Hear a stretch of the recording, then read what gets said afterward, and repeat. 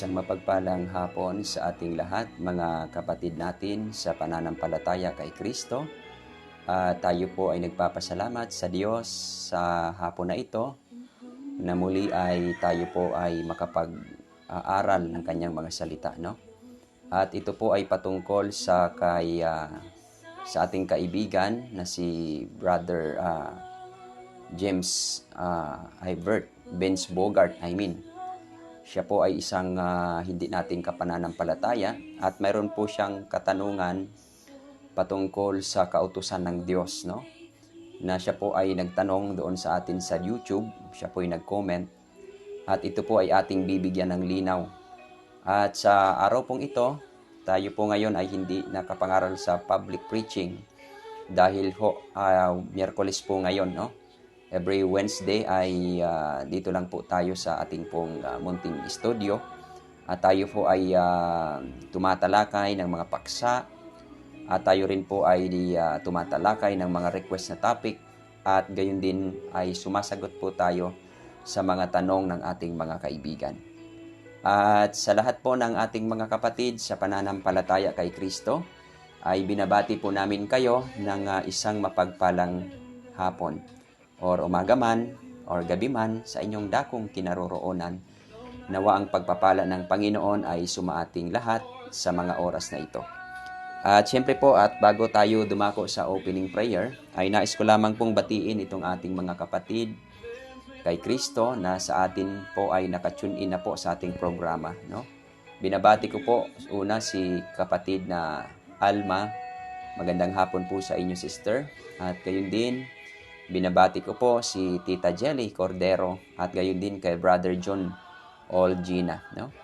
Siyempre po, binabati ko rin po si Sister Annabel Fernandez at gayon din sa ating mga tita na sila Tita Melalos Bartolome at gayon din sa kay Tita Agnes Santos, kay Tita Nueme at kay Tita Florence Bautista. At gayon din kay Tita Nobleza Cruz at kay Tita Mary Jane Brasinos Pascua. At binabati rin po natin si Tita Florence Bautista at kay Tita Rebecca Abilacosi. At gayon din kay Sister Bambi Perez. Magandang hapon po sa iyo, sister. At gayon din kay David Alagenio at kay Jackie Barangay. At siyempre po gayon din kay Sister Eileen Gonzaga Mupia. So, maya-maya po mga kapatid ay atin pong ikukontinue ang ating pagbati. Sa oras pong ito, tayo po ay mananalangin. O dakila naming Diyos, maraming salamat sa hapon na ito, sa iyong pagmamahal sa lahat ng tao sa buong sanlibutan. Kami po ay dumadalangin, nawa Panginoon ay inyo po kaming patnubayan sa aming pagsagot ng katanungan ng aming kaibigan na si kaibigan na Vince Bogart. Kung ano man Panginoon ang kanyang relihiyon, nawa ay inyo po siyang tulungan na mabuksan ang kanyang kaisipan patungkol sa mga bagay na kanyang mga concern about sa kanilang pananampalataya. Pagpapalain niyo po ang aming kapatid na ito at gayon din sa aming mga kapatid sa pananampalataya sa iyo, Panginoon, sa iba't ibang dako ng mga bansa. At tinadalangin din po namin si Sister Jemima, nawa Panginoon ay inyo pong ipagkaloob sa kanya ang lubos niyang kagalingan at gayon din kay Sister Evangeline Binoya at saka kay Kaya Yambaw, Panginoon. Dinadalangin rin po namin yung mga anak ni Tita Jelly na nawa Panginoon ay inyo pong ipahintulot na nanaiyon sa iyong kalooban na ma-approve ang kanilang visa patungo sa ibang bansa, sa ibang lugar. O Panginoon, kayo na pong bahala sa aming ikabubuti at kami dumadalangin sa inyo. Nawa ang inyong banal na Espiritu, ang kapangyarihan mo, Panginoon, ang siyang magpaunawa sa amin. Higit sa lahat sa aming kaibigan na nagsasaliksik na si kaibigan James Vince Bogart, Panginoon. Salamat po Ama ng marami at kung kami man ay nasumpungan ng mga kapintasan, mga pagkakamali sa aming mga buhay bilang tao, nawa inyo po kaming mapatawan. Salamat po ng marami sa pakikinig mo sa aming mga dalangin. Sa pangalan ng iyong anak na aming Panginoong Jesus. Amen. Okay, once again mga kapatid at mga kaibigan, tayo ho ay dadako ho sa ating pagsagot sa katanungan ni kaibigan natin na si Benj Bogart, no? Siya ho ay isang hindi ko po alam kung ano ang kanyang relihiyon, subalit marami po siyang mga banat doon sa ating pangangaral. At sa kanyang mga message ay meron naman pong magandang message, no, doon sa ating pangangaral sa publiko, na siya daw ay natutuwa sa mga ganitong bagay. Subalit meron lang siyang concern, no? At ito po mga kapatid ay aking po itong in-screenshot sapagkat hindi nyo po diyan makikita dahil wala po tayong mga sabi na itong napaplash diyan sa ating diyan po sa inyong napapanood sa TV, sa screen, sapagkat hindi po tayo marunong, no, sa mga bagay na ito. So ito po ay kung inyo po ay hindi po makita, no. Ito po ay galing kay kaibigan natin na Benj Bogart, no. Siya po ay nag-comment sa atin na ang sabi niya, Diyos na mayroong kautusan na ibinigay sa atin at hindi kailanman ito utos or 10 utos na magbabago. So ang sabi niya na hindi daw ito 10 utos ang binigay sa atin ng Diyos, kaya meron siyang tanong. Ang kanyang tanong, una, ang kautusan ba ng Diyos na 10 utos ay ibinigay ng Diyos sa lahat ng tao? Sa Jews and Gentiles noong panahon sa Old Testament? Ito yung unang tanong. At yung pangalawang tanong ni James Bogart, ang kautusan ba na 10 utos ay habang buhay at kailanman hindi magbabago at ito'y binding sa lahat ng mga tao, Diyos and Gentiles. Maraming salamat po. Andito pa lamang din ang aking napakinggan sa video nyo. Habang naghihintay ng inyong kasagutan, ay itutuloy ko ang aking pakikinig.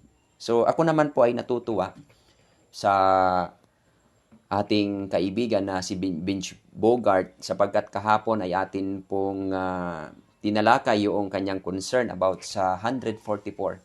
At ngayon nag-reply po siya na medyo okay na po yung kanyang response sa atin. No? Mas maganda nga ito mga kapatid na katulad ng ating kaibigan na ito, si James Bogart, ay hindi po siya nagsasalita ng mga masasamang bagay sa kapwa niya na mga mananampalataya. Kaya ako po ay natutuwa sa taong ito. Kaya nagka-interest po ako na sagutin po ito dahil po siya po ay magalang na tao. No? Magalang po siya na tao.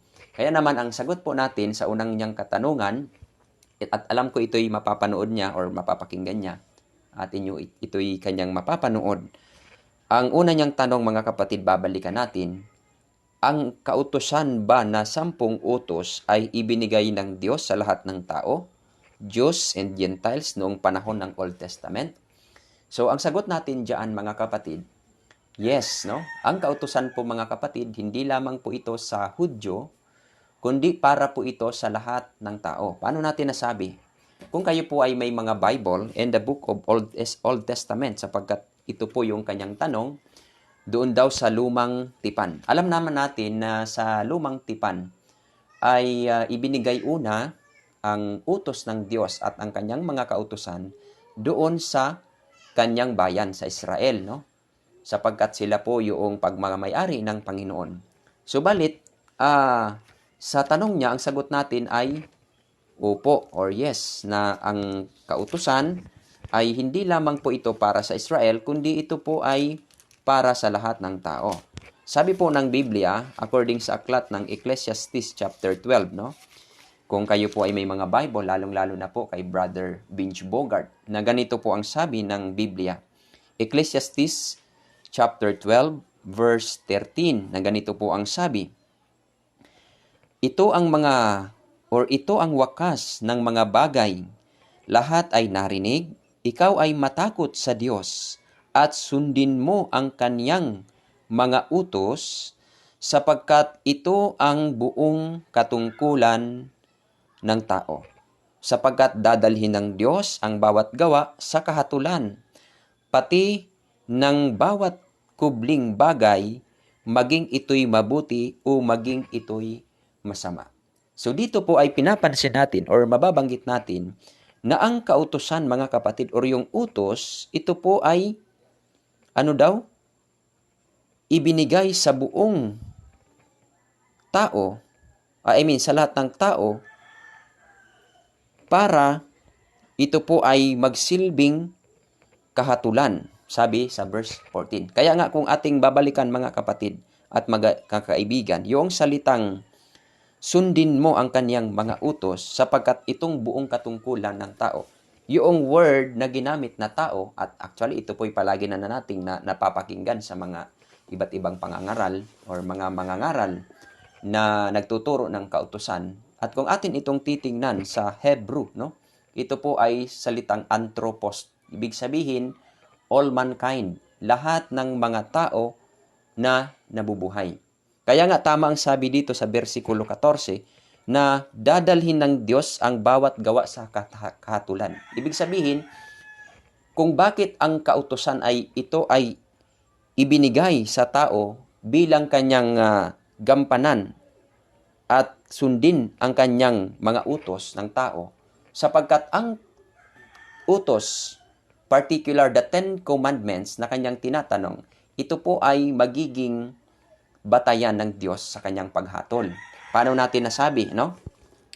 Sapagkat kung ating bubuksan, lalong-lalo na po kay kaibigan na Bogart, dito po sa Apocalypse chapter 12, no? Kung mapapansin natin, sa aklat ng Apocalypse chapter 11 pala, sa versikulo 19, na ganito po ang sabi, at nabuksan ang templo ng Diyos na nasa langit, at nakita ang kaniyang templo, ang kaba ng kanyang tipan, at nagkaroon ng kidlat at mga tinig at mga kulog, at isang lindol na malaking granizo. Pansinin natin yung binanggit sa Revelation, Kapitulo 11, ang talata ay 19, yung salitang nakita ng ni Juan, na ang templo ay nabuksan, yung templo ng Diyos na nasa langit, at nakita niya ang kaniyang kaba ng tipan. So kung titingnan natin yung kaba ng tipan according sa Hebrew chapter 9 verse 4, na ganito po ang sabi, no? Hebrew chapter 9 verse 4. Ano ba ang sabi ng Biblia patungkol sa kung ano ang laman ng kaba ng tipan? Na may isang gintong ginamdana ng kamanyan at kaban ng tipan. Pansinin natin yung salitang ginamit na kaban ng tipan. At ang paligid ay nalulukupan ng ginto na siyang kinaroroonan ng sisidlang ginto na may lamang mana at tungkod ni Aaron na namumulaklat at mga tapyas na mga bato ng tipan. So yung word na ginamit na mga tapyas na bato, plural, dahil po ay nahahati po ito doon sa 2 tables of stone na pag-ibig sa Diyos, nakadetelyo doon yung first to fourth commandments na pag-ibig sa Diyos, at yung pag-ibig naman sa kapwa sa isa namang yung pangalawang tablet ng bato. So dito natin makikita na itong 10 commandments na nakita or kaban ng tipan doon nakita ni Juan sa kalangitan, ito po yung magsisilbing batayan sa paghatol ng Diyos upang sa gayon ang mga tao matatawag na kasalanan or matatawag na kasalanan ang kanilang ginawa dahil mayroong 10 utos na batayan doon sa kalangitan. Kaya sa unang tanong ng ating kaibigan na si Benj Bogart, kung ang kautusan ba na 10 utos ay ibinigay ng Diyos sa lahat ng tao, sa Diyos kasama ang Gentiles noong panahon pa ng Old Testament, ang sagot po natin dyan ay yes, no? Ibinigay po ng Panginoon. Hindi lamang po sa mga hintil, sa buong sanlibutan, lahat ng tao. Kaya maliwanag, mga kapatid, lalong-lalo na pa kay kaibigan natin na James Bogart, sa kanyang unang katanungan, ang 10 utos po, mga kapatid, ay ibinigay po ito ng Diyos para sa lahat ng tao. Kaya nga, ang 10 utos, ito po ay schoolmaster. Bagamat ang 10 commandments, babalikan ko po, lalong-lalo na po sa atin ang mga Seventh-day Adventist believer, ay hindi po ito makapagpapatawad sa atin, no? Hindi po ito makapagbibigay ng buhay na walang hanggan sa atin.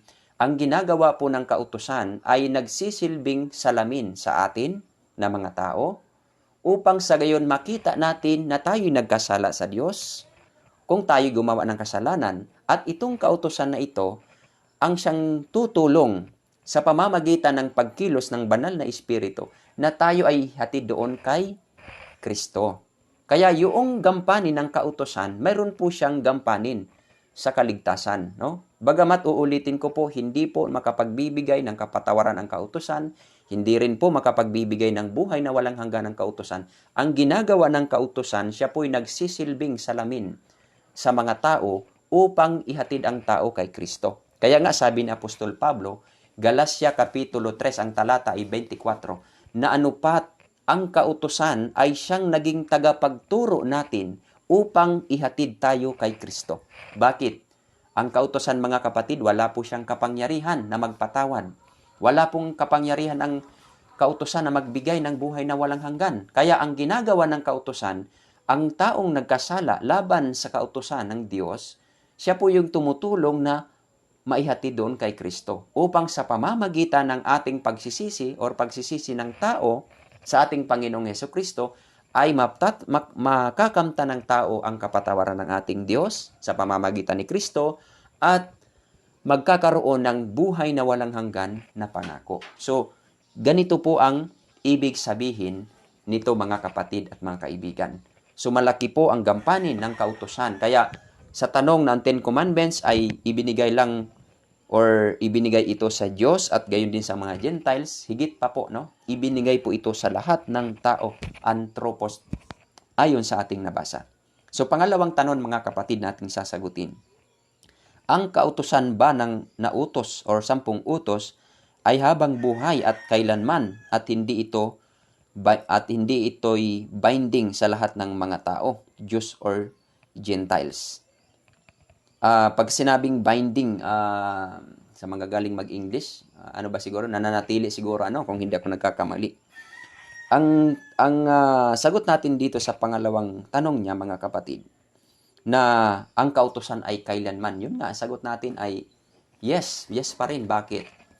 Doon nga sa nabasa natin kanina sa bagong tipan, sa nakita ni Juan doon sa langit, ay nandun nga yung kaban ng tipan, at ang laman ng kaban ng tipan, walang iba kundi 10 commandments. Ngayon, dagdagan natin. Ayon sa Lucas, Kapitulo 16 hanggang 17. Kapitulo 16, versikulo 17, kung di ako nagkakamali. Basahin natin, mga kapatid.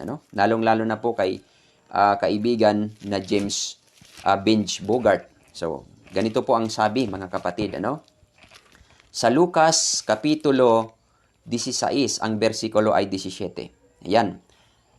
Ngunit lubhang magaan pa ang mangawala ang langit at ng lupa kaysa mawala ng bisa ang kaliit-liitang titik ng kautusan. Sa ibang salin, mga kaliit-liitang bahagi ng kautusan. Sabi daw, mas madali pang maglaho ang langit at ng lupa kaysa sa mawala ng bisa ang kaliit-liitang titik ng kautusan. Ang tanong, mga kapatid, mga kaibigan, naglaho na ba ang langit at ang lupa? Wala ho. Kahit na kung pupuntahan natin itong Matthew chapter 5 na sinabi nila dito na hanggang sa mga wala ang langit at ang lupa ay hindi mawawala ng bisa ang kautusan hanggang sa hindi maganap ang lahat. Ang tanong, mga kapatid at mga kaibigan, naganap na ba ang lahat? Hindi pa po, no? So, yung binabanggit dito sa Biblia, lalong-lalo na po sa Luke chapter 16, verse number 17, ay maliwanag na ipinapakita kung gaano kahalaga at kung gaano nananatili ang utos ng Diyos, particular, the 10 Commandments. Sapagkat mayroon pa po siyang isang tanong, hindi ko pala nabasa, yung dapat daw tayo, or ako daw, kanya akong binigyan ng advice. Sapagkat sabi niya, ako naman ay na nagugustuhan kita dahil yung pangangaral mo ay ganyan, mga ganon. So, parang pinupuri niya yung tao. Pero sa akin po, mga kapatid, ay mapanganib po na inyong purihin ang tao, no? Kundi ang ating purihin ang Diyos. So mayroon po siyang mga comment na puro magaganda sa aking pandinig, subalit purihin ang Diyos. Ngayon, mayroon lang po siyang tutol at kanya akong binigyan ng advice na sabi niya, kung ako daw ay mangaral, hindi ko daw ipangaral yung mga 10 commandments sapagkat ang turo daw ng Panginoon yung kaligtasan. Dapat daw kung tayo daw ay mangaral, ang ating lang ipangapangaral, walang iba kundi ang ating Panginoong Hesus sapagkat ito daw ang Ebanghelyo. So tama naman. Pero ngayon, titingnan natin, pag-aaralan na nating maigi na kung paano natin sabihin na ipangaral ang ating Panginoong Hesus, no? Kasi yung word na pangalan ng Panginoon, hindi kasi ito yung word na pangalan ang ipangapangaral mo. Kundi kung ano ang ipinangaral ng Panginoong Hesus sa panahon ng bagong tipan, ay gayon din dapat yung ating ituturo. Ibig sabihin, pagka gumagamit ng salitang pangalan, hindi po yan katulad ng pangalan ko, Brother Jonald, hindi po. Hindi po lahat ng kahulugan ng pangalan ay pangalan natin. Kundi ito po ay tumutukoy sa authority ng Panginoon. Kaya nga, doon sa nakaraang nating pag-aaral, doon sa publiko, mayroon din authority ang kaaway. Subalit yung kanyang authority ay counterfeit doon sa authority ng Diyos. Ngayon, mga kapatid, puntahan natin kung ano ba ang ebanghelyo ng Panginoon nang siya po'y nagkatawang tao sa balat ng lupa. Tingnan natin ang aklat pa rin ng Matthew chapter 5, verse 17. Sabi dito, huwag ninyong iisipin na ako'y naparito upang sirain ang kautusan o ang mga propeta. Ako'y naparito hindi upang sirain, kundi upang ganapin at ipaliwanag. Pansin natin yung salitang upang ganapin at ipaliwanag. Dalawa, mga kapatid, gagamanapin ng Panginoon bilang example at kanyang ipapaliwanag. Kaya nga, kung mayroon mang teacher or guro na dapat tayong sundan at tawaging guro, ito po ay dapat nagre-refer lang doon sa ating Panginoong Hesukristo. Sapagkat tanging ang Panginoong Hesukristo lamang ang gumaganap sa kanyang sarili ng kautusan at nagpapaliwanag. Iba po ito sa mga Parisi. Bakit yung Pariseo sa panahon ng ating Panginoong Hesus, sila rin po ay mga guro, mga nagtuturo din ng kautusan. Subalit, hindi sila tunay na mga guro. Kundi ang tunay na guro ay ang ating Panginoong Hesus. Bakit? Sa talatang ito ay binanggit yung salitang aking tutuparin ang kautusan at ipapaliwanag.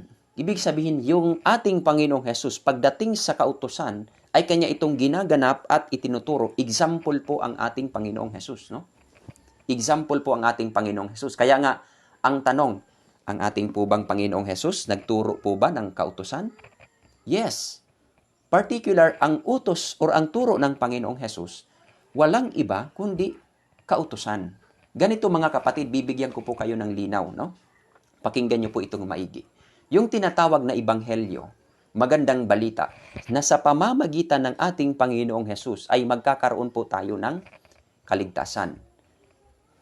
Iba po ito sa iniisip ng mga Pariseo noon, na sapat na sa kanila yung paghahandog na ayon sa kautusan at pag-obey at pagsunod sa kanilang sariling sikap ng kautusan ay matatamo nila ang katwiran. Pero ano ang sabi sa aklat ni Pablo sa Roma chapter 9 verse 13-31 na anupat ang Israel sa pagsunod sa kautusan ay nabigo. Bakit hindi nila ito hinanap base sa or batay sa pananampalataya, kundi batay sa mga gawa? Sila ay natisod sa baton katitisuran. Yung bato na katitisuran, walang iba, it's represent sa ating Panginoong Hesus sapagkat siya po yung bato. Ngayon, babalikan natin na kung bakit ang Pariseo ay hindi nakaabot sa tunay na katwiran dahil sapat na sa kanila yung kanilang ginagawa. Kanilang nireject ang Misaya. Na sapagkat yung Misaya na hinuhulaan sa lumang tipan, siya po yung fulfillment na sa pamamagitan niya ay magiging kumplito or magiging perfect ang pagsunod sa kautusan. Paano ko po nasabi? Walang tao, ni isa man ang makakasunod sa kautusan. Sa kanyang sariling sikap, bagsak po ang tao pagdating dyan. Pero pansinin ninyo, pagka ang isang tao ay tinanggap si Kristo sa kanyang buhay, si Kristo ay nananahan na sa kanya, no? Ngayon, ang gumagawa hindi na po tayo, kundi sino na? Ang ating Panginoong Hesukristo na nakatira na sa ating pagkatao. Kaya ang katuwiran natin, hindi po ito atin, kundi righteousness of our Lord Jesus Christ. Kaya, pagka-adin nandito sa atin si Kristo, tiyak na masusunod 100% ang kautusan. Bakit? Si Kristo ang perfect na nakatupad sa kautusan. Amen? Kaya nga pagka hindi ka dumaan kang Kristo at wala kang Kristo, hindi ka makakatupad sa kautusan. Kaya ang tanong, mayroong bang nakaganap sa kautusan? Yes, mayroon po. Ito po yung mga tao na tumanggap kay Kristo na nakakasunod sa kautusan. Perfect na pagsunod sa kautusan. Bakit? Si Kristo ang gumagawa sa mga taong ito. Amen? Ngayon, puntahan natin ang sa isang katanungan na kung si Kristo po ba ay nagturo ng kautusan. So ano ang sabi ni Kristo, mga kapatid, no? Huwag niyong iisipin na ako'y naparito hindi para sirain ang kautusan, kundi ito'y ganapin sa kanyang sarili, gaganapin niya at ipapaliwanag. Ibig sabihin, ituturo niya ito. Kaya nga mga kapatid, kung pupuntahan natin ang Luke chapter 18 verse number 18 to 24, medyo mahaba po dyan, na merong pong isang binatang mayaman na nagtanong sa ating Panginoong Hesus na ano ang sabi? Mabuting guro, ano po ba ang dapat kong gawin upang magmana ng walang hanggang buhay? Sinabi ba ni Kristo dyan, manampalataya ka lang sa akin, okay na? Walang sinabing ganun ang ating Panginoong Hesus. Ano ang sabi ng ating Panginoon? Bakit mo ako tinatawag na mabuti? Ngunit kung ibig mong pumasok sa buhay, tuparin mo ang mga utos. So ang punto ni Jesus Christ, mga kapatid, mga kaibigan, na yaong mga tao na kabilang doon sa kaharian ng langit, ibig sabihin mga kapatid, mga kaibigan, sila po ay obedience at hindi nakakalabag sa kautusan. Kaya nga ginamit niya yung tuparin mo ang mga utos. Oo, ginamit niya yung tuparin mo ang mga utos. Ibig sabihin, yung kautusan ay napakalaking gawain or gampanin nito sa isang tao upang tulungan na maligtas. Kaya nga mali sabihin natin na ang kautusan ay walang silbi. No, it is not our doctrine, no? Ang kautusan, mga kapatid, ay malaki po ang gampanin. Bagamat ang kautusan hindi po siya makapagpapatawan ng ating kasalanan at hindi rin po siya pagbigay ng buhay ng walang hanggan. Pero ang kautusan, mga kapatid, pansinin niyo po, sa lahat ng mga tao na mayroong Kristo or tumanggap sa ating Panginoong Hesus, tingnan nyo, pagka kayo nagkakasala, inuusig kayo ng iyong budi. Bakit ko nagawa yun? Pumapasok yung kautusan ng Diyos sa ating puso at isipan. Bakit ko nagawa yun? Di ba? Yan po ang nagpapatunay na mayroon kang Holy Spirit at nasa inyong puso ang kautusan ng Diyos. Kaya nga yung kautusan, pagka tayo magkasala, mga minor sins, mga malilit lang, siya po yung nagkukonvict sa atin upang humingi tayo ng kapatawaran sa ating Panginoon. Amen? So ngayon, balikan natin sa yung kautusan. Nagtanong yung binata, ano po ba, Panginoon, ang dapat mong gawin upang magmanawa ng walang hanggang buhay? Ang sagot ni Kristo, alam mo ba ang kautusan? Sabi ng Panginoon, alin po ba sa mga iyon? Sagot ng binata. Ang sagot ng Panginoon, huwag kang papatay, huwag kang magnanakaw, huwag kang mangangalunya, at huwag kang sasaksi sa di katotohanan, at igalang mo ang iyong ama't ina. Ang tanong, nagsisinungaling bang Panginoong Hesus? Hindi ho. Kung ano ang sinabi ng Panginoong Hesukristo doon sa Luke chapter 18, verse 18 to 22, ay katotohanan po yun, mga kapatid. Sapagkat hindi po kailanman magbibiro ang Diyos, no? Diyos nga po ang Panginoon, walang nasumpungan kahit isa mang kasinungalingan sa kanyang labi. Sabi ni Pedro. So hindi po yun pagbibiro ng Panginoon. Tunay po yung sinabi sa isang binatang mayaman. So ibig sabihin, kung mayroong nagtuturo or mayroong kung ano ang ibanghelyo ng Panginoon sa kapanahunan niya at kung ano ang kaniyang turo, ay walang iba, mga kapatid at mga kaibigan. Ito po ay particular, the moral law. Kaso nga ang Panginoon, pagka siya'y gumagamit ng kautusan, siya po ay ginagamit na yung tinatawag na minamagnify niya yung kautusan. Ano ba ito, Brother Jonal, yung magnify? Ibig sabihin, pinapalawakan niya kung ano ang kahulugan ng kautusan. Kasi sa Old Testament, na nagiging matatawag na kasalanan ang paglabag sa utos or I mean yung kasalanan kung ikaw talaga ay mahuli sa akto. Halimbawa, ako nakita ako na nagnakaw, ay mapapatunayan na ikay nagkasala dahil sa ikay nagnakaw. Or mga lunya ka man na nahuli ka, napapatunayan dahil sa mga witness na nagkasala ka or nakita ka ng pangangalunya. Yan. So, ibig sabihin, mayroong witness. Pero sa bagong tipan, ipinaliwanag ng ating Panginoong Jesus kung ano ang diwa ng kautusan. Ninawakan niya po mga kapatid, no? Kaya nga sabi sa Matthew chapter 5, hindi ako nagpapamali doon, mismo basahin natin. Doon lang sa taas-taas, ang ating Panginoong Jesus, nang siya po ay nagturo, ginamit niya po yung salitang yung sinabi niya na sa Matthew chapter 5 verse 27 and 28, ginamit niya po ito na sinabi niya, narinig ninyong sinasabi na huwag kang mangangalunya. Kinote ng ating Panginoong Jesus yung Exodus chapter 20 verse 14 na sabi, datapwat sinasabi ko sa inyo na ang bawat tumitingin sa isang babae na taglay ang masamang hangad ay nagkakasala ng pangangalunya sa kanyang puso. So ang tanong, nawala po ba ang pangangalunya? Wala ho. Pero sa panahon ng ating Panginoong Hesukristo, kung sa amon term, nagsamot palugod. Ibig sabihin, naggrabe pa. Dahil sa lumang tipan, pag mahuli ka, ay talagang mapapatunayan na nagkasala ka ng pangangalunya. Pero sa panahon ng ating Panginoong Yesus, makita mo lang yung babae or tumingin ka na masama yung hangad mo sa kanya, nagkakasala ka na ng pangangalunya. Ang tanong, anong kasalanan niya? Pangangalunya pa rin. Nasaan ang pangangalunya? Nasa 10 utos. Kaya malinaw sa panahon ni Jesus Christ, pagka si Kristo'y gumagamit ng kautusan, kanya po itong minamagnify. Kanya po itong pinapalawakan, katulad halimbawa nitong dahon, mga kapatid. Itong dahon Hindi mo yan mapapansin kung anong nasa paloob niyan sa dahon or ano ang nandyan sa dahon. Pero pagka ginamitan mo yan ng magnifying glass, makikita nyo po dyan kung ano ang nasa dahon. No? Parang ganito, pinapalawakan ng maigi upang makita natin yung diwa ng kautusan. Ganun po ito sa panahon ni Jesus Christ. Ano pa?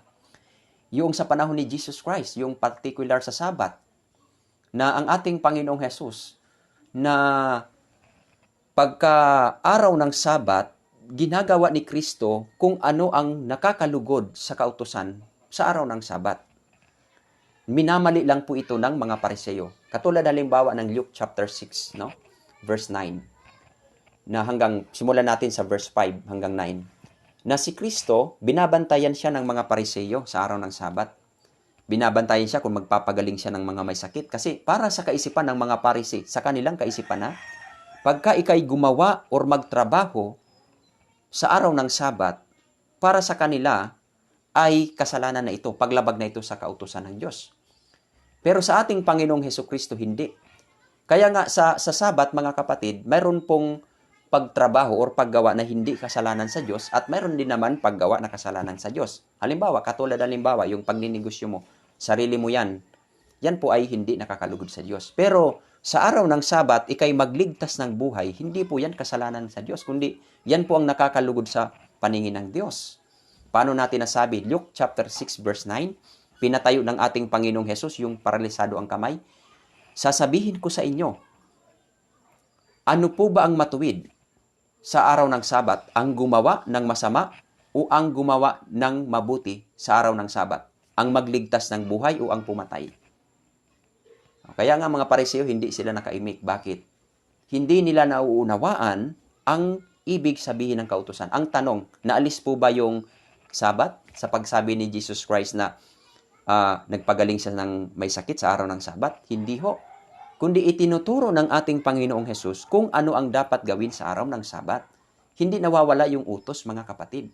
Ang ginawa po niya sa sanlibutan dito, kanya pong particular sa kautusan at pagtuturo, kanya po itong itinuro ang tamang pagsunod sa kautusan. Hindi katulad sa pagsunod ng Pariseo na Ang akala nila ng Pariseo, ang kanilang pagsunod sakto or tama, pero sa mata ng Diyos hindi. Wala silang habag, wala silang awa. At puro silang pamumuna, pero ang kanilang sarili ay hindi nila binabantayan. No? Kaya nga mapanganib itong Pariseo. Kung ating babasahin, Matthew chapter 23, verses 1 to 3, sabi ng isang alagad ni Jesus Christ, Panginoon, ganito yung turo no? sa amin, kautusan ni Moises. Sabi naman ng Panginoong Jesus, sundin nyo ang kanilang ipinag-uutos, ngunit huwag nyong tularan ang kanilang ginagawa sapagkat hindi nila tinutupad ang kanilang ipinapangaral. Pinagpapasa nila ng mabibigat na dalahin ang mga tao, ngunit ang kanilang mga kamay ay ayaw nilang itulong sabi doon, ayaw nilang igalaw, upang tumulong sa mga ito. Ibig sabihin, pahayahay lang sinda. Utos lang sila ng utos. Silang walang ginagawa. Kaya nga sabi ni Kristo, habag-habag kayo. Tingnan mo si Jesus Christ, ang Panginoon. Nang siya po'y nagkatawang tao sa lupa, ano po siya? Servant po mga kapatid. Hindi po nagpunta sa kalibutan or pumunta sa sanlibutan para maging Panginoon at paglingkuran ng tao. Kundi siya po ay naglingkod sa mga tao. Naging aba, naging alipin, servant. Baliktad sa mga Pariseo. Mga Pariseo, puro lang sila mandar. Walang ginagawa. Iba doon sa ating Panginoong Jesus. Kaya maliwanag doon, no? Sa ating kaibigan na si Benj Bogart. Nawa po ito'y magsilbing linaw sa inyo. So, sa tanong nyo po na dapat ang ituro natin ay si Kristo, mali po yan mga kapatid, no? Wag po nating iliteral ay ibase doon sa litra na pagkasabi ni Kristo, ako ang daan, katotohanan at ang buhay. Pagka binasa po ito ng mga evangelical na ibang relihiyon, ang pag-uunawa nila nito, kasi si Kristo ang nagsabi na ako ang daan, katotohanan at ang buhay, walang mapaparoon sa Ama kundi sa pamamagitan ko. Sino ang may sabi? Ang ating Panginoon. Kaya ang mga mangangaral, ang wali, si Jesus Christ. Pero ang ibig sabihin nito mga kapatid, kung bakit niya ito sinabi sa kanyang alagad, ang punto po dito na kung ano ang kanyang sinabi at kung ano ang kanyang ginawa at kung ano ang kanyang itinuro at kung paano siya namuhay, siya na po yun ang pattern. Ibig sabihin, sa madaling sabi, siya po yung pattern, halimbawa, para tayo makarating doon sa kalangitan. Yan lang po ang ibig sabihin doon. Sapagkat kung ating tatanggapin, hindi naman masama, hindi naman tayo against doon na ang ipapangaral natin si Jesus Christ. Bakit? Ipinapangaral lang naman din natin ito. Pero pagka sinabi natin, or natin ang kaibigan na si James Bogart, or Benj Bogart, na hindi natin ituro ang utos, kundi si Jesus Christ lang, kung magkukontrahan po yun, mga kapatid, paano ko po nasabi? Dahil si Jesus Christ ang kanyang turo na para magkaroon ng kaligtasan ang tao, walang iba kundi, utos ng Diyos, particular the Ten Commandments. Kaso lang ang Panginoon, kanya itong minamagnify at gumagamit po siya ng salitang pag-ibig. Bakit? Kasi pwede tayong sumunod sa utos na walang pag-ibig. Pero the more tayo na umiibig at mayroon tayong pag-ibig, the more natin natutupad ng perfect yung kautusan. Bakit? Kapara ito ang kautusan, siya po yung love, yung pag-ibig, siya po yung kaparang gasolina para umandar ang makina. Parang ganito mga kapatid. Siya po yung kapangyarihan para magawa natin yung perfect na pagsunod. Kaya nga gumagamit yung Panginoon ng pag-ibig. And then, sa Bible, pagka gumagamit yung salitang pag-ibig, ang definition po nito, mga kapatid, walang iba kundi sundin ang kautusan ng Diyos. Paano ko po nasabi? Biblia po nagsabi mismo, no? 1 John chapter 5, verse 3, na ito ang pag-ibig sa Diyos. Pansinin natin yung salitang pag-ibig sa Diyos. Na ano daw? Natuparin ang kanyang mga utos at ang kanyang mga utos ay hindi mabibigat. Ito palang pag-ibig sa Diyos ay ang pagtupad pala sa kanyang utos. Kaya nga sabi ni Jesus Christ, John 14:15, kung ako'y inyong iniibig, ay tutuparin ninyo ang aking mga utos. Kaya sabi naman ng iba, aking mga utos, sabi ni Jesus Christ sa kanyang utos. Ang tanong, mayroong bang turo or mayroong utos ang Panginoon? Wala. John chapter 17, verse 16, ang turo ko ay hindi akin. John chapter 7, verse 17, ang turo ko ay hindi akin, kundi doon sa nagsugo sa akin. Walang turo ang ating Panginoong Jesus, no? Kaso nga lang, mayroong binanggit ang ating Panginoon sa aklat ng John na ito ang bagong utos ko sa inyo, na magmahalan kayo sapagkat wala nang hihigit pang pag-ibig na kayang ihandog ang kanyang buhay alang-alang sa kanyang mga minamahal. So ang punto po dito mga kapatid, nais ko lamang pong linawin, lalong-lalo na po sa ating mga kaibigan na mga ibang relihiyon at particular gayon na din po sa Seventh-day Adventist. Pagka si Kristo'y gumagamit ng salitang bagong utos, hindi po ito tumutukoy doon sa pag-ibig sa Diyos at pag-ibig sa kapwa. Paano ko po nasabi, no? According sa aklat ng Deuteronomy chapter 6 verse 5 and Levitico chapter 18:19 ay hindi po ito bagong utos. Kinut nga ni Kristo yung paibigin mo ang iyong Panginoon at ibigin mo yung kapwa mo. Quotation from the Old Testament na ito'y dating pag-ibig na. Ang pag-ibig po dito, ang bago po dito na binabanggit ni Jesus Christ, yung pag-ibig, yung ginagawa ng tao na kanyang ihandog ang kanyang buhay sa kanyang minamahal. Kasi wala kasing gumagawa nito eh. Natawag niya itong bago kasi siya lang ang nakakagawa nito. Bibihira lang ang nakakagawa nito. Yung isang tao na kanyang ihandog ang kanyang buhay, kahit na mamatay siya alang-alang sa kanyang kaibigan, ito po yung bago na binabanggit dito mga kapatid, no? Hindi po yung utos. Minamali lang po ng pag-unawa ng iba nating mga kaibigan sa iba't ibang mga relihiyon. So yun po mga kapatid at mga kaibigan. Bigyan ko po ng linaw ito, no? Sapagkat konektado po yung kautusan. Sabi po ni Benj Bogart na ating kaibigan, na dapat hindi daw tayo magturo ng kautusan. Ang sagot po natin dyan ay hindi nga po pwede dahil ang turo ng Panginoon, walang iba kundi kautusan. No? Kautusan ang turo ng Panginoon. Kaya nga doon sa Revelation 14, verse 6 to 10, kung ating pag-aaralan dyan, walang ibang mensahe or dalang ibanghelyo ang mga sugo ng Diyos sa huling panahon ay walang iba kundi utos pa rin yung tinuro ng Panginoon. No? Bakit? Kung ating pag-aaralan yung prophecy, yung nilabag ng Antikristo, walang iba kundi yung first to fourth commandments. Yun lang po mga kapatid. Sa 10 commandments, di ba yung 10 commandments, yung 1 hanggang 4, pag-ibig sa Diyos. At yung pang-5 hanggang 10, pag-ibig sa kapwa. Hindi kailanman ginalaw ng Antikristo yung pag-ibig sa kapwa. Ano ang kanyang ginalaw mga kapatid?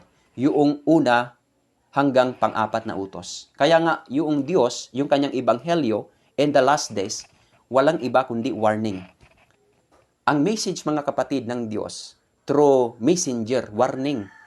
Kanyang ipinapaabot sa mga tao ang tunay na pag-ibig sa Diyos. Ito po yung pag-keep ng law, na original na law, na first to fourth commandments. Ito po bakit nilabag po ito ng Antikristo. Gumawa po siya ng sarili niyang commandments na yung first to fourth commandment ng Antikristo ay naka-refer doon sa kanya. Ibig sabihin, nagpapasamba po siya. Paano natin nasabi mga kapatid? Kung mapapansin nyo yung Catholic na 10 Commandments, no? Sa ating mga kaibigan na Catholic, ang nakalagay po dyan, Panginoon. Ibigin mo ang Panginoon. Wala pong nakalagay dyan na ibigin mo yung Panginoon, Diyos na manlilikha. Tinanggal po yung manlilikha. Bakit? Yung word na Panginoon, naka-refer po yan sa Antichrist, sa papacy, no? Paano ko po nasabi? According sa La Civiltà Catholica, March 18, 1871, na ganito po ang sabi, the Pope is supreme judge of the law of land. He is the vicegerent of Christ, and he is not only priest forever, but also King of kings and Lord of lords. Ano daw mga kapatid? Hindi lang siya Pope magpakailanman, or hindi lang po siya only priest forever, magpakailan pa man. Hindi lang siya pari magpakailanman, kundi siya daw ay hari ng mga hari at Panginoon ng Panginoon. Kaya yung nakalagay dyan sa 10 Commandments ng modern 10 Commandments ng ating mga kaibigan na Roman Catholic Church ay is refer to the papacy. Nagpapasamba po siya. Hindi lang alam yan ng mga tao. Yun po ang mapanganib dyan. At yung kanyang tanda, no? According sa Ano bang mababasa nating aklat na yan? Kung babasahin natin yung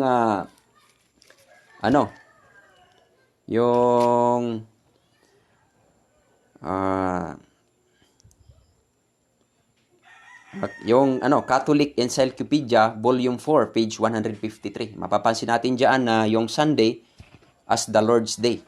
Sila yung may gawa niyan, mga kapatid at mga kaibigan. And then sa Catholic Record September 1, 1923, the Sunday is our mark of authority. The church is above the Bible.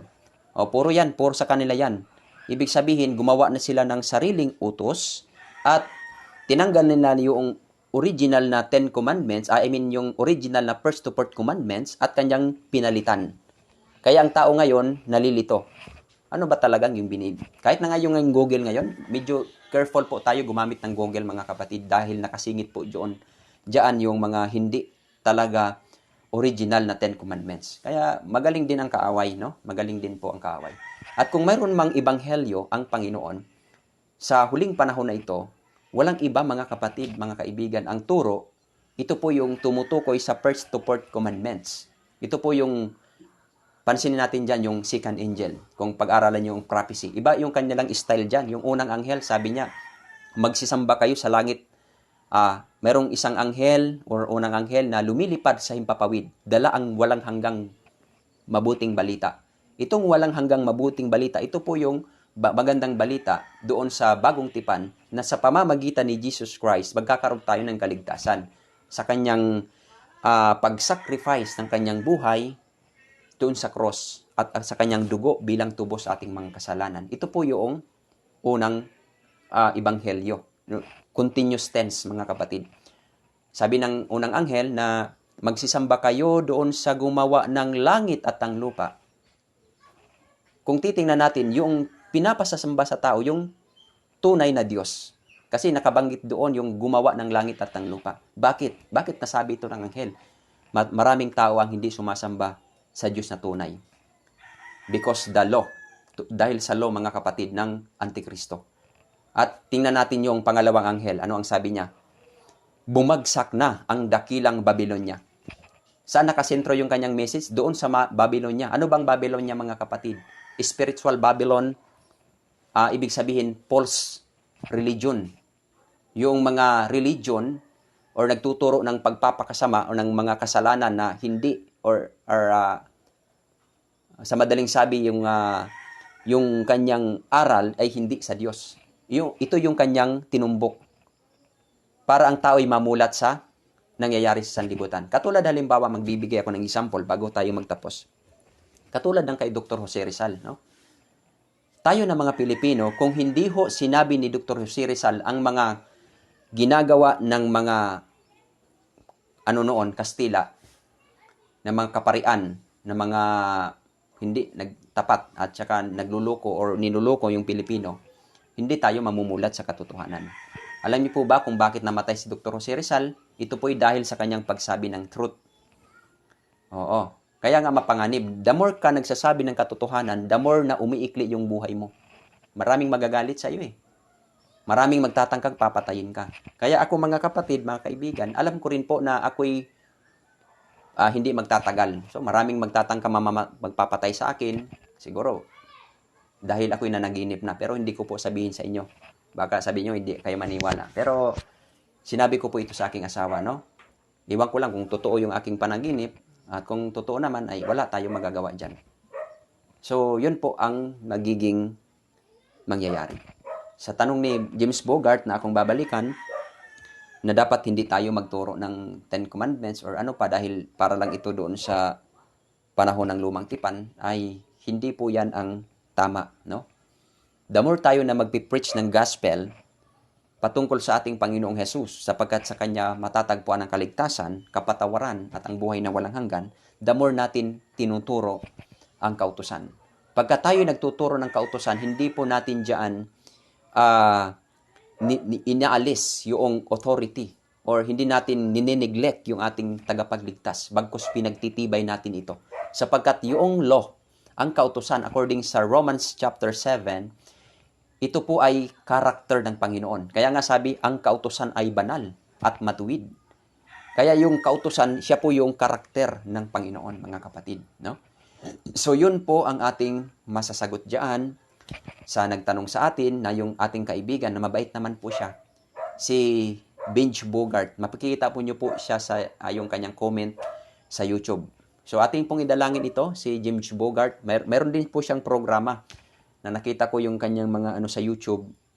Hindi ko lang alam kung Roman Catholic or ano ang kanyang religion. Basta nagka-interest po siya sa atin, sa ating programa. At alam niya yung aking background. Alam niya yung aking pagkatao noon. At salamat sa Diyos dahil itong kaibigan natin na ito, mabait po ito, no? Sa aking pong pagtingin sa kanyang respetadong tao at meron lang siyang mga tutol at hindi siya pumipilit kung ano ang ating sasabihin. So ito po yung ating masasabi diyan patungkol kay kaibigan natin na James Bogart, Benj Bogart, kung ano man ang iyong reliyon at kung ano man iyong pananampalataya ngayon, kami ay nagpapasalamat sa inyo, no? Magsaliksik ka, timbangin po itong aming sinasabi at yung naaanibang reliyon kung saan dito ang nakakapasa sa pamantayan ng Biblia. Sapagkat ako man po ay kinahabagan ng Diyos, dati po ako sa Bible Baptist believer na nag-akala na ang aming denominasyon at pinapaniwalaan na pananampalataya noon ay siya yung tama. Subalit, sa habag at tawa ng Diyos, at hindi lamang po ako kundi ang aming buong sambahayan ay naitama yung aming pananampalataya. At ako po'y makakapagsabi 100% na ang aming pong denomination, ang aking pong kinakaaniban na relihiyon, ito po yung tunay na iglesia sa huling panahon na ito na nagdadala ng katotohanan sa huling panahon na ito, mga kapatid. So, bago tayo magtapos at magpaalam, ang oras po alas 4:53 na or 4:53. Babati po tayo, mga kapatid, sapagkat alas 5 po ay mayroon po akong duty. Sa katotohanan lang po ngayon, dapat alas 3 ay nasa work na po ako ngayon, pero nag-undertime, nagpa-duty lang po ako ng 2 oras para tayo po ay makapagpatuloy sa ating pangangaral. Siyempre, kinakailangan ko din po na magtrabaho dahil para din po sa aking pamilya. Dahil ito pong aming ginagawang pangangaral, wala po kaming dito, yung mga ganun-ganon. At marami pong nagbabati ko sa akin dun sa YouTube. Hindi ko na po pinatulan, no? Na ako daw na isang tao, kinakalakal ko na yung salita ng Diyos. Marami siyang mga pananalita na mga hindi maganda. Subalit, hindi ko na po siya pinatulan. Pero mayroon na po akong advice. Ang pangalan po niya sa YouTube, yung kanyang pangalan ay Elisa, ano ba yun, mama? Pangalan? Basta ang pangalan niya Elisa Maravilla. Elisa Maravilla. Anong sabi niya po sa akin, nais ko lang po itong paalam sa inyo, At kung manonood man po ito si Elisa Maravilla, alam ko gumagawa lang po siya ng account. Adventist po ito dahil sa kanya pong sulat doon, sabi niya, bakit ka nangangaral? Ako daw, na hindi mo naman alam ang 28 fundamental beliefs. Huwag ka nang mangaral. Ginagawa mong kalakal ang salita ng Diyos. May ba star ka pa, mayroon ka pang pauri-sponsor. Tapos ano ang sabi niya? Ang makakapasok sa kaharian ng langit, yung malilinis ang puso, hindi katulad mo. Naninira ka ng tao para magkapira ka lang. Yan ang sabi sa akin. Ako lang ay tumawa, bakit? Sa kanyang message, mga kapatid, gumamit siya yung salitang brad or brother. Tapos 28 fundamental beliefs. Hindi yan masasabi ng ibang relihiyon. Nasa atin lang po yan. Pero ako lang po, mga kapatid, hindi naman po ako naapektuhan. Bakit? Hindi po ako gumagawa ng mga ganon. Ang sabi ko po sa kanya, kung ito'y kanyang mapapakinggan, bigyan niyo po ako ng evidence or patunay na ako ay nanghingi ng pera sa mga kapatiran. Kahit nga dyan sa aking pangangaral, wala kayong makikita na ganito, donation, wala. Bakit itong ministry na ito, mga kapatid, since 2018, grabe pong pinagdaanan namin dito. Ito po yung gagamit kong cellphone, utang po ito. Inutangan ko po kahit na itong speaker. Yan po ay galing po sa aking trabaho na 300 pesos. Diyan ko po, nagkalubong-lubong pa ako sa utang. Pero ang Diyos ay tumulong sa akin na mabayaran ito. Marami kaming dinaanan na minsan hindi na kami makakain ng maayos dahil sa aming pangangaral. Pero ang Panginoon ay, God is amazing. Gumagamit ng ibang tao para kami makakain. Tapos siya nagsabi ng mga ganyan, ganito. Hindi ako kailanman nanghingi sa programa ng sinabi ko or mga kapatid, kahit sino mang kapatid na nag-aabot ng tulong. Wala akong sinabi sa kanila diyan na nanghihingi ako ng pera or offering, wala. Ni isa man hindi ako nagbanggit. Bakit? Ang Diyos ang nakakaalam sa ating pangangailangan. Tapos, wala akong sinabi na yung pera para magpaano lang kami, mga kapatid, magpakasarap. Yung pera, mga kapatid, mga kaibigan, hindi po akong may hawak niyan, mga kapatid. Listado po lahat yan. Pero ito pong payo ko sa iyo, kaibigan, kapatid. Tatawagin pa rin ta kapatid. Alam ko, hindi ka nasa labas. Nasa loob ka ng Adventist. Siguro kung ikaw man ay nagagalit sa akin or naiinggit ka, ito yung payo ko bilang kaibigan, kapatid mo. Pigilan mo yan at i-submit mo yan sa Diyos. Bakit? Mapanganib po yan, kapatid. Sa sinabi mo na ang makakapasok sa kaharian ng langit malilinis na puso, tapos ako ay naninira ng kapwa para magkapera lang at kinakalakad ko yung mga salita ng Diyos. Sa salita mo yan, ikaw ang hindi may malinis na puso. Bakit? Kung malinis ang puso mo, hindi ka makapagsasalita sa kapwa mo ng ganyan. Okay?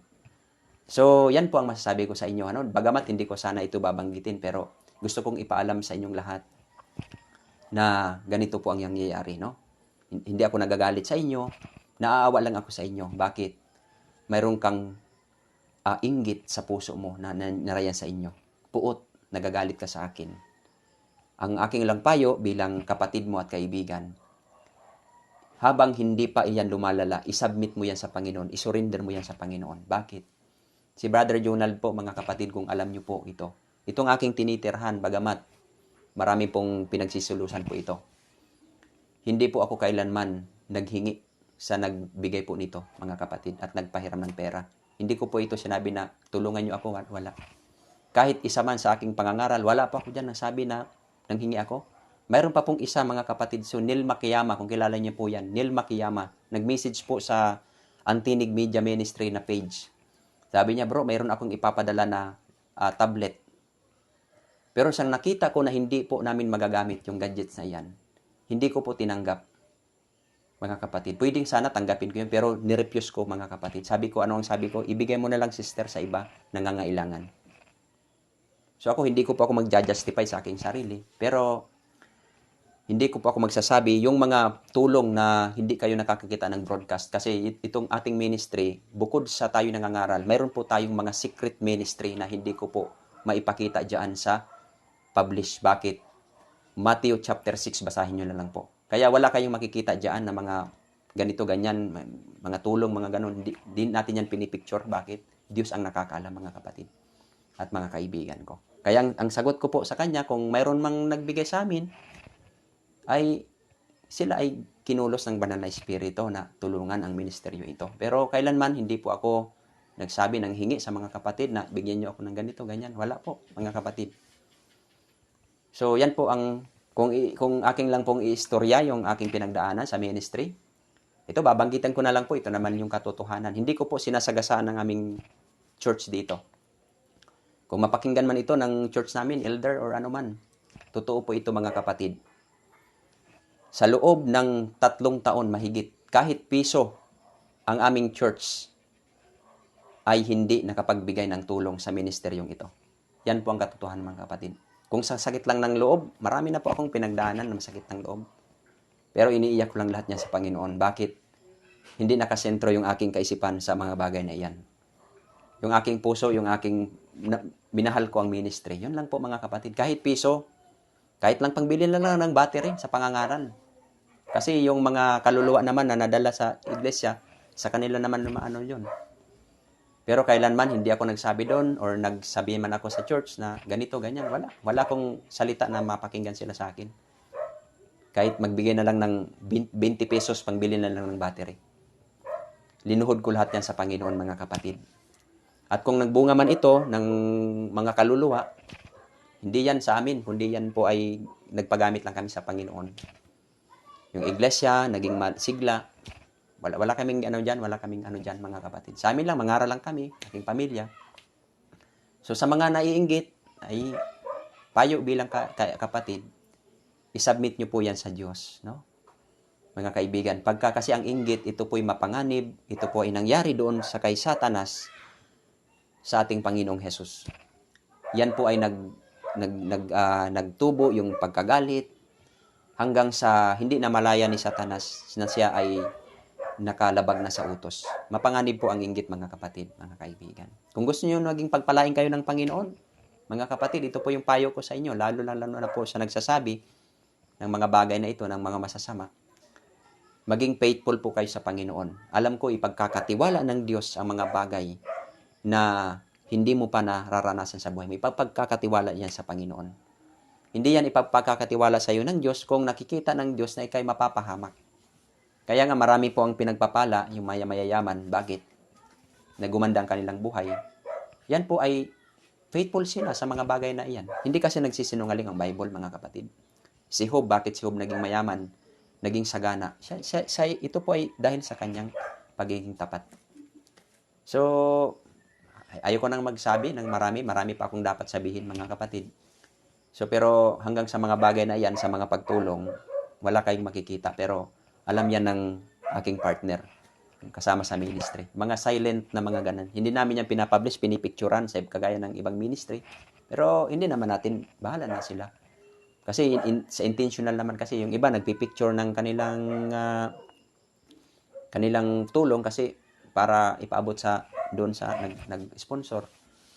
Oo. Pero ako naman, sa lahat na nag-i-sponsor, tumutulong, mga kapatid, mga kaibigan, sila po ay ginamit sila ng Diyos upang tumulong sa ministry, no? So yan lang po ang aking masabi, no, kay Elisa Marabilla.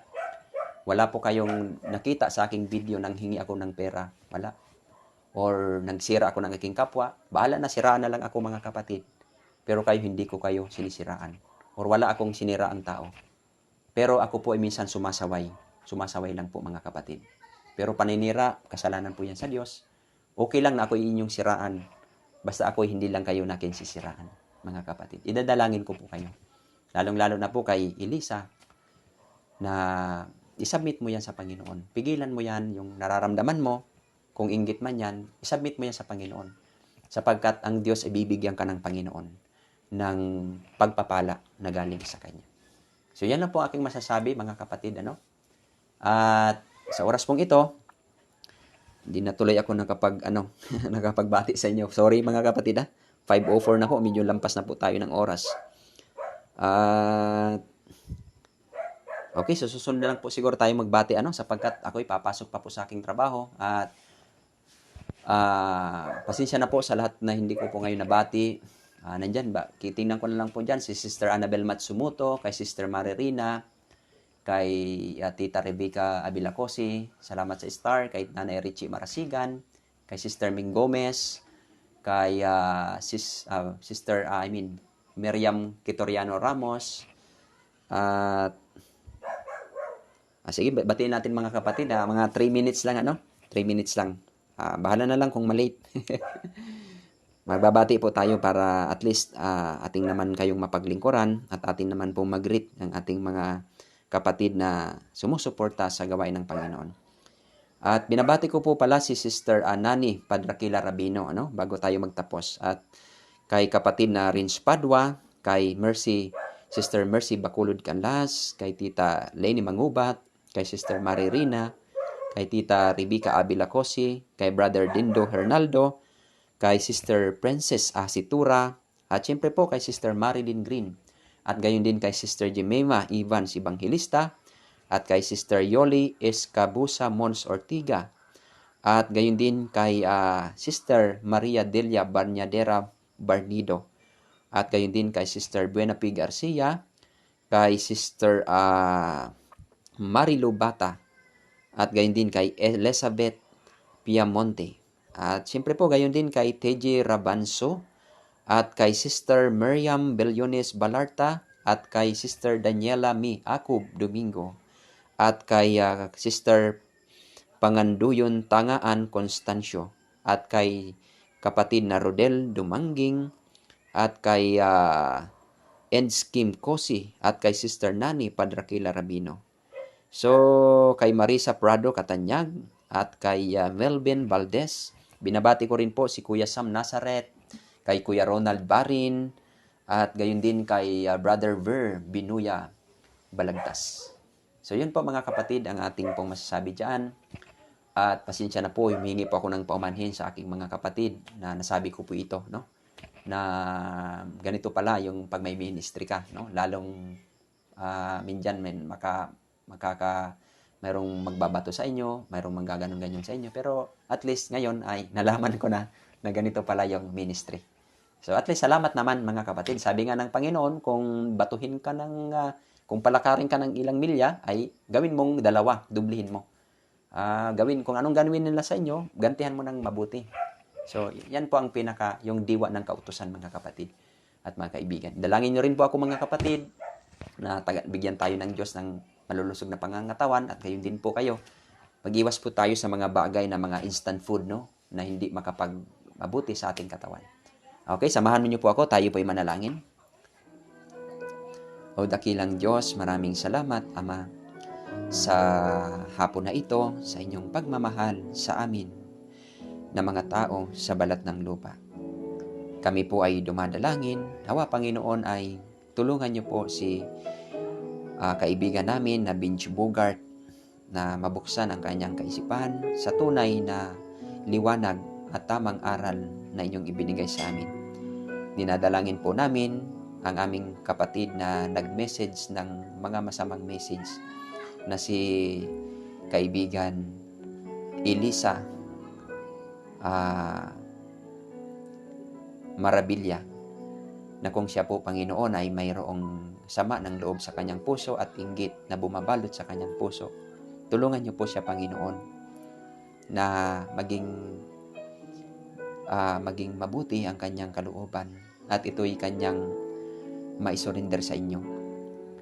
At gayon din po ako, Panginoon, kung nagkasala man po ako sa aking kapatid na hindi ko nalalaman, ay patawarin niyo din po ako, Panginoon.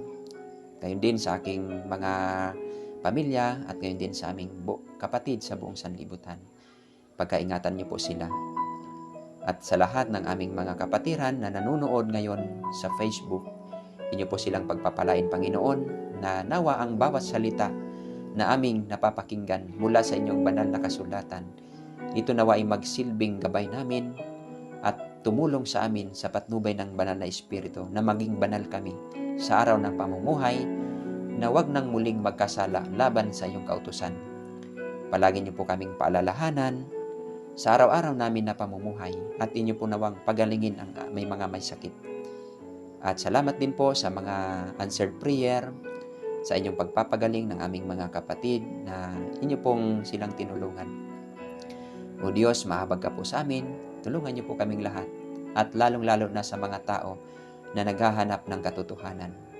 Salamat po, Ama, sa oras na ito. Purihin ka, O Diyos, sa pangalan ni Jesus Christ na aming tagapagligtas. Amen. Okay, once again mga kapatid at mga kaibigan, ito po ang inyong lingkod, Brother Jonald Arizoban. Kasama ko po yung aking asawa, may bahay, si Sister Annabel, na sa inyo po ay bumabati ng isang mapagpalang hapon or umaga man or gabi man sa inyong dakong kinaroroonan. Nawa ay pagpalain tayo ng Diyos at gayon din ang ating mga kaibigan na nasa iba't ibang relihiyon. Purihin ang Panginoon, sa Kanya lamang ang karangalan, kadakilaan, magpakailan paman. Amen. Ay, yung kamay mo nakita.